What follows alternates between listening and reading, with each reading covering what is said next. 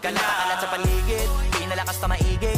Kami na rin nawawili, makarinig ng iba-ibang awitin. Dati kasi ay malimit, mahirap at naipilit. Napakahirap isingit pero ngayon rap na pinakamainit.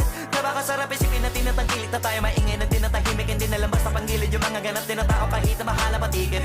Kahit mahaba ang bilis isingit basta makasilip. Kahit na malayo din na iniisip ang ibig sabihin yung tao hindi na makitin. Tapos may pasok sa krayo mang sinulid. Yung mga pulala ng mga una ay naging sulit. Haba kaming mga bago, papalawakin palalo. Para naman yung anihan na maging malaking bukid. At Yung naniniwala sa amin ang kamauwi taas.